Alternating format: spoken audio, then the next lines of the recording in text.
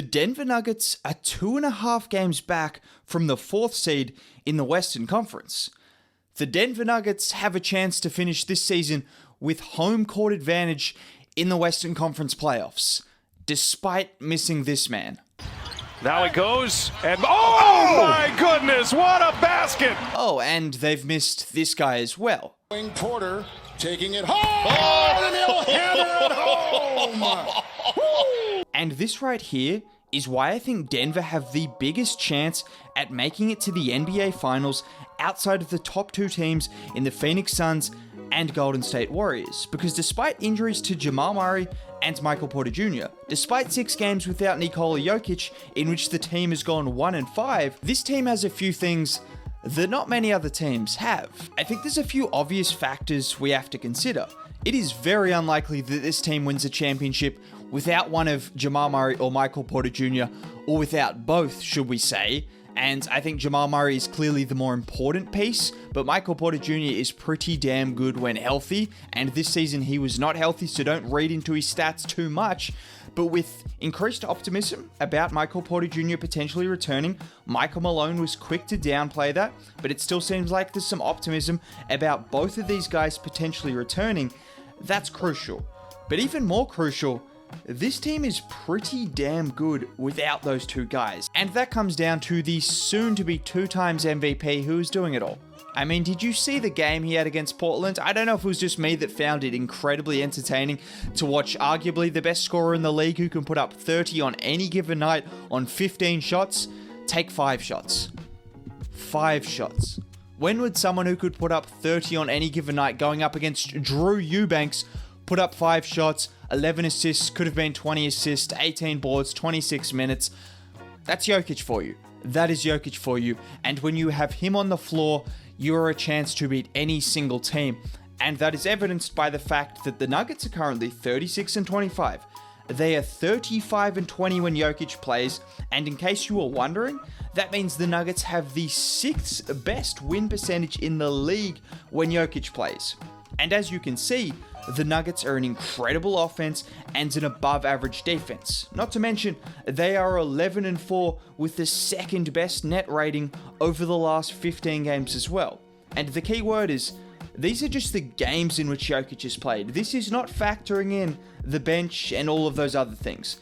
That is how good they've been when he is playing. So immediately, even without MPJ or Jamal Murray, this team has to be considered at the very least a threat to come out of the West. As crazy as that sounds, and outside of what Jokic obviously does so well, which I'll touch on, of course, I just have to, but there have been some noticeable improvements this season from the squad.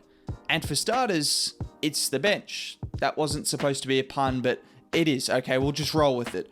For starters, it's the bench, and the bench unit, well, they've gone from 0 to hero recently because you've brought in DeMarcus Cousins. The Nuggets are 10-0 in the DeMarcus Cousins era. 10-0? That's pretty damn good. They've brought in Bryn Forbes, and you've got 2 guys in Cousins and Forbes that can play 15 to 20 minutes a night. They can put up 10 to 12 points.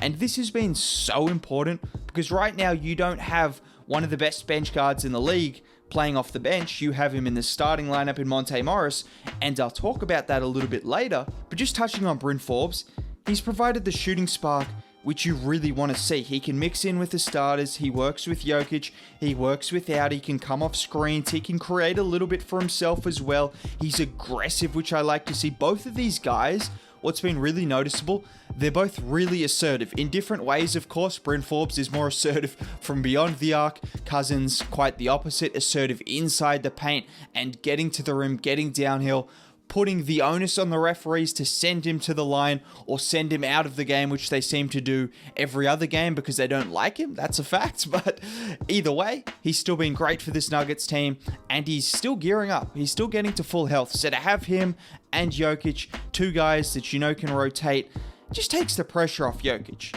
We've seen in the last couple of games, Jokic hasn't had to put up 25 points. He's putting up 8 points against Portland because he can. Because he's not needed to score every single bucket. And a lot of that comes down to the fact the bench is now not just holding leads, but they're actually gaining leads in some of these games. They're actually going ahead, which is crucial. And come playoff time, having these kind of options to bring off the bench is going to be crucial. The potential to have Monte, Bryn, Bones, Boogie, Rivers, Jermichael, Zeke, and Jeff Green at your disposal, it just gives the Nuggets so much chance to make adjustments. Obviously, not all of those guys are going to get playing time, but you're going to have Monte Morris and these guys. I'll get into Monte Morris in a bit, but before we do that, Aaron Gordon. I just really like Aaron Gordon. Like, what is there to say about Aaron Gordon? He gets it. He absolutely gets it. Just a fantastic piece for this team. And him and Nikola Jokic, just perfect chemistry. Perfect chemistry. He might only average 2.5 assists a game, but don't get it twisted. His IQ is fantastic. He can make great passes. His ability with Jokic, whether it's sealing in the paint and then taking advantage of smaller defenders, Jokic always recognizing it, or vice versa. Aaron Gordon is capable of recognizing Jokic's mismatches in the paint as well, or it's Jokic throwing lobs to Gordon off baseline cuts, or you name it. These guys have chemistry.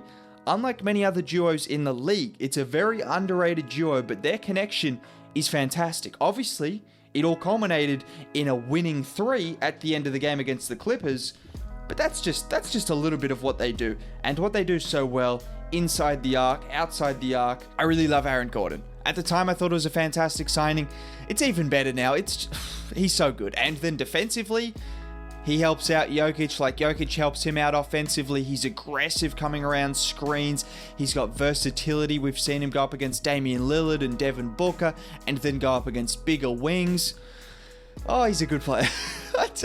Aaron Gordon. And not to mention, the only few games we've seen with the Big Four, they were dominant. No, they were dominant. So I can't wait to see Aaron Gordon take on whatever role he needs to take on. That's what's crucial amongst all of these things he does so well. If MPJ and Jamal Murray come back and Aaron Gordon needs to take 7 shots a night throughout a playoff series, I trust in him doing that, not complaining, going out there defending hard, making plays on and off the ball. Great player, and I think not enough can be stressed about Aaron Gordon's impact. And I think while we're talking about the starters as well, and guys who have helped this team alongside the MVP, the soon-to-be back-to-back MVP, I kind of mentioned it before, but you're going to have Monte Morris and Jeff Green coming off the bench, and these are 2 guys that have been good starters. Jeff Green started his career in Denver a little bit slow, but as he always does, just a really solid role player. That's what he is, fantastic. Monte, on the other hand, I heard Bill Simmons talking a little bit of crap about him. I don't know why, because he is fantastic. He, similar to AG, in a different way, has a fantastic link up with Joker. He just finds a way to really exploit defenses in the pick and roll. He's so trustworthy with the ball in his hands. He makes plays from beyond the arc, inside the arc, 3-level scorer. One of the most underrated players in the NBA. Absolutely certified. He's coming off the bench for you in the playoffs. If that's going to happen, that's ridiculous.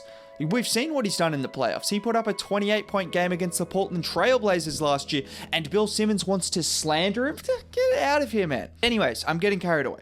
With all of that being said, the real question is, what does it take to win a championship? And more importantly, why can the Nuggets do it in a year where I don't think anyone is really giving them a chance to do so, from what I've heard at least? There's a few things you need to win a championship. You need that go-to guy. Denver, yeah, they've got one of those guys. They've actually got 2 of those guys, if healthy, but one at the very least. I'd say it's also important to have the versatility, both on the floor and with certain lineups, so you have the ability to have different guys coming off the bench, and versatility offensively and defensively. I would say with Aaron Gordon and Jokic offensively, and what Jokic has been able to do defensively, you've got that. Can they close out games? Yes, we've seen them be able to do that as well. You add in Jamal Murray and MPJ, they can do what needs to be done in the playoffs to win series and get all the way there. I'm not going to spend too much time on that, but they can do that, and I think what they're doing right now is going to translate to the playoffs, only more so if you add back 2 guys in Jamal Murray and MPJ. And would it be a Denver Nuggets video without at least touching on the brilliance of Nikola Jokic? No, it would not be. So that's what we're about to do. And what he's doing is ridiculous right now. For him to have a 63% win percentage with a solid supporting cast, I think you've got the likes of AG and Monte Morris. But I mean, that kind of sums it up. You've got other teams that have a better supporting cast with not the same win percentage. This man is doing fantastic work. He is a unicorn. He is truly a unicorn because I don't believe he's real, and I don't believe what he's doing on a consistent basis is real. I can't be amazed by someone putting up 8 points unless it's Jokic. It's just absurd. Did you see that pass? You saw the pass. I've played it. I'm going to continue to... What is that? Like, what is that? Who does that? Only Jokic. Only Jokic would pull off a pass like that. He's insane. He's insane. I think I've made enough videos detailing the greatness of him.